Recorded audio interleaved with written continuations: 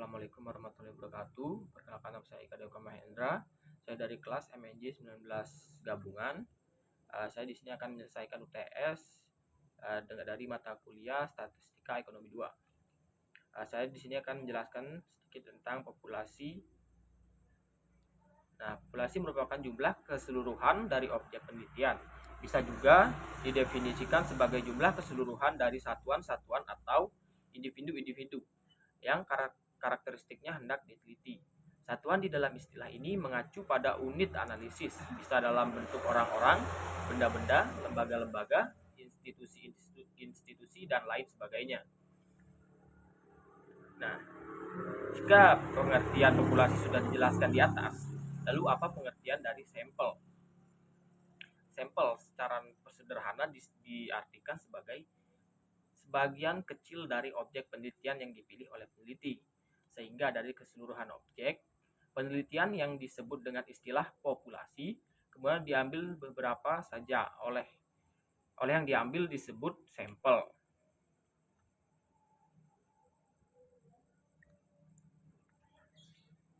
Nah, perbedaan antara populasi dan sampel. Selain membahas tentang pengertian masing-masing saat mempelajari populasi dan sampel, perlu juga mengetahui beberapa perbedaan antara keduanya.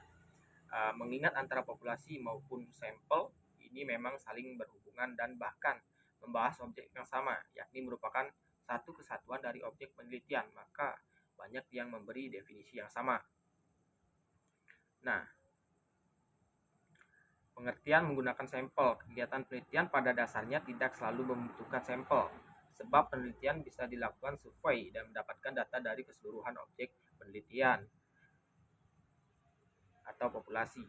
Hanya saja ada beberapa kondisi yang membuat peneliti harus mengambil sampel dari keseluruhan populasi tadi.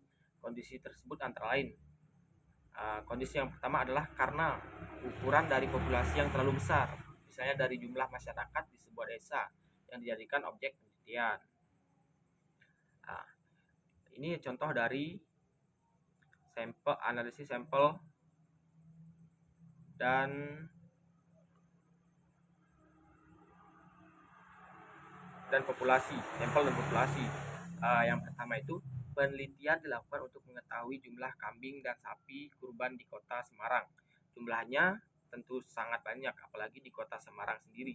Ada beberapa peternak kambing maupun sapi meneliti semuanya tentu akan sulit, dan sekalipun bisa akan memakan waktu yang lama dan biaya tidak sedikit. Maka dia diambil sampel, misalnya hanya meneliti jumlah kambing di 5 kecamatan di kota Semarang. Dari 5 kecamatan ini kemudian akan didapatkan total jumlah kambing dan kemudian dibuat rata-rata dan dikalikan dengan jumlah kecamatan di kota Semarang. Contoh selanjutnya, penelitian dilakukan di PGRI Semarang untuk mengetahui jumlah mahasiswa yang masuk ke jurusan PGSD. Diketahui jumlah mahasiswa di PGSD ini sangat banyak, sampai ribuan, maka penelitian kemudian mengambil sampel beberapa mahasiswa saja. Katakanlah hanya melakukan penelitian terhadap 25 atau 50 mahasiswa dalam satu perguruan PGSD. Mungkin hanya itu saja yang bisa saya terangkan. Bila ada salah-salah kata saya mohon maaf. Saya akhiri. Selamat malam.